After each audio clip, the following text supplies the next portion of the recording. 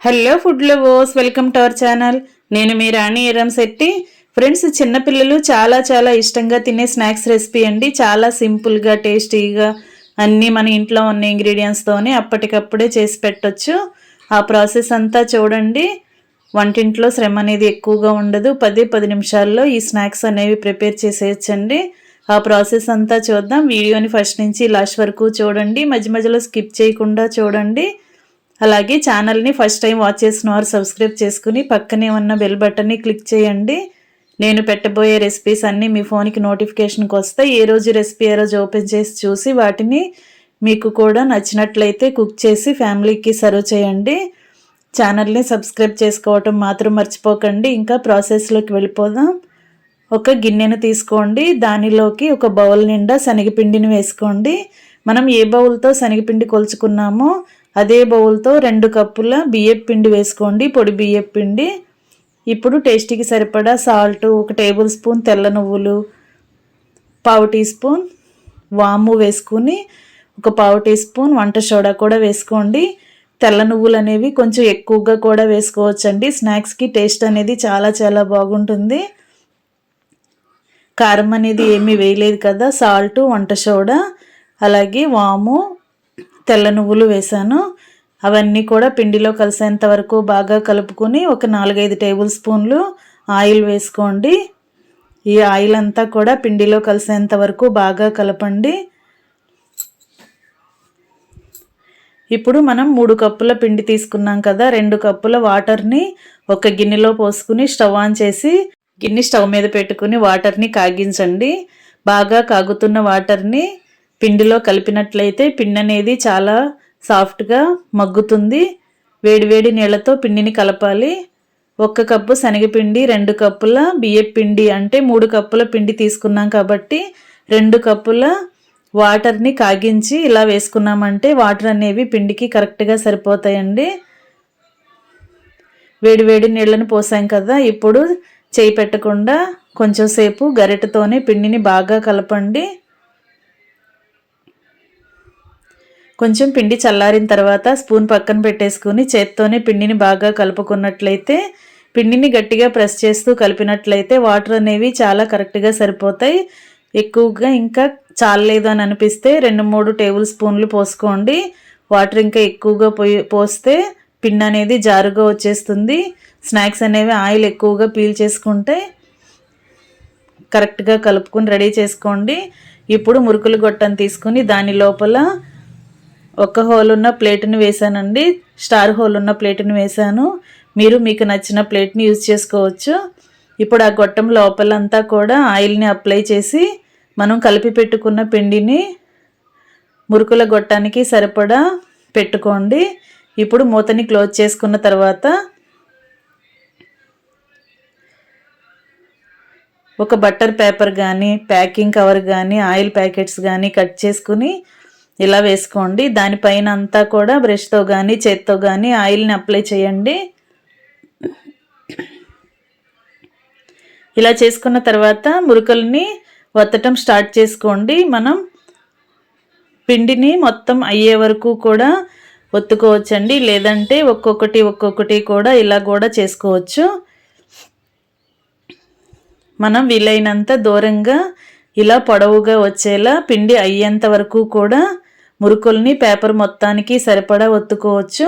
ఇలా చేసుకున్నట్లయితే పని అంతా కూడా త్వరగా కంప్లీట్ అయిపోయి ప్రాసెస్ అంతా ఈజీ అవుతుంది.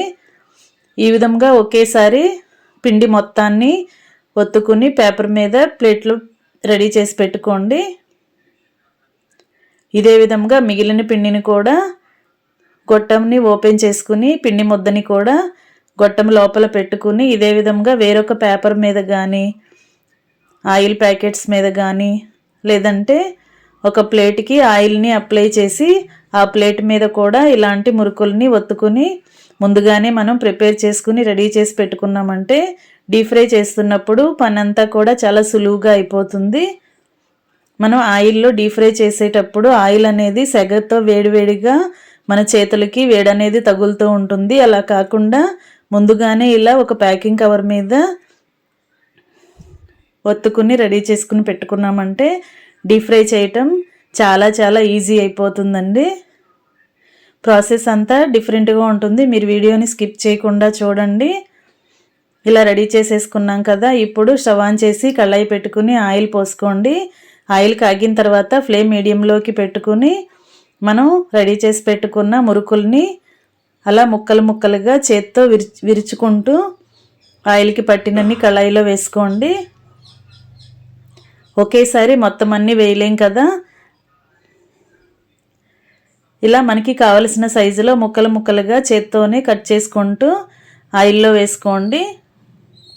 ఆయిల్ కూడా ఎక్కువగా పీల్చుకోదండి. కొంచెం ఆయిల్తో కూడా ఇవి డీప్ ఫ్రై చేసేసుకోవచ్చు. చిన్నపిల్లలు, పెద్దవారు చాలా చాలా ఇష్టంగా తినే రెసిపీ.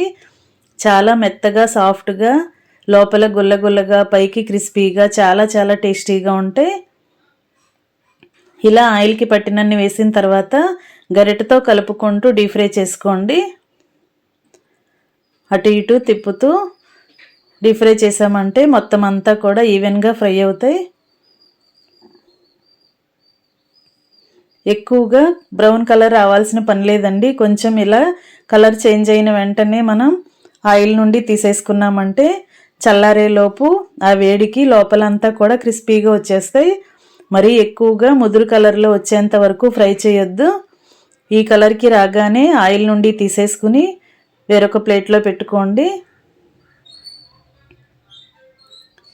ఈ కలర్లోకి వచ్చిన తర్వాత ప్లేట్లో పెట్టుకోండి. ఇదే విధంగా మనం 2 పేపర్ల మీద మురుకుల్ని ఒత్తుకుని రెడీ చేసి పెట్టుకున్నాం కదా, అవన్నీ కూడా ఆయిల్కి పట్టినన్ని వేసుకుంటూ బ్యాచెస్ వైగా డీప్ ఫ్రై చేసుకుని స్టవ్ ఆఫ్ చేసుకుని ఇంకా సర్వింగ్ ప్లేట్లోకి తీసుకోండి.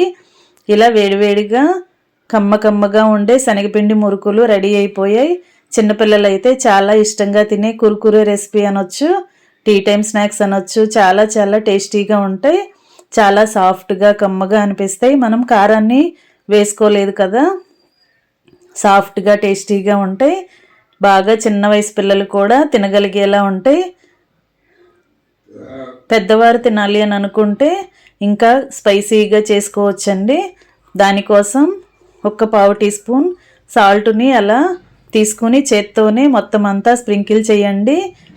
మొత్తం కురుకురేలన్నిటి మీద వచ్చేలా చల్లండి. అలాగే 1 అర టీ స్పూన్ కారాన్ని కూడా తీసుకుని చేత్తోనే అలా కొంచెం కొంచెంగా స్ప్రింకిల్ చేస్తూ కురుకురే అన్నిటికీ వచ్చేలా ఇలా చల్లుకోండి. ఇలా కొంచెం కొంచెంగా వేసుకుంటూ చల్లుకుని మొత్తం అన్నీ కూడా చేత్తో ఒకసారి బాగా కలుపుకున్నట్లయితే ఉప్పు కారం అంతా కూడా స్నాక్స్కి బాగా పట్టి తింటున్నప్పుడు ఆ స్పైసీనెస్ అనేది, ఆ టేస్ట్ అనేది చాలా చాలా బాగా తెలుస్తుంది. పెద్దవారికి చాలా ఇష్టంగా తినే రెసిపీ అండి. మీరు కూడా ఖచ్చితంగా ట్రై చేసి మీకు ఎలా కుదిరిందో చెప్పండి.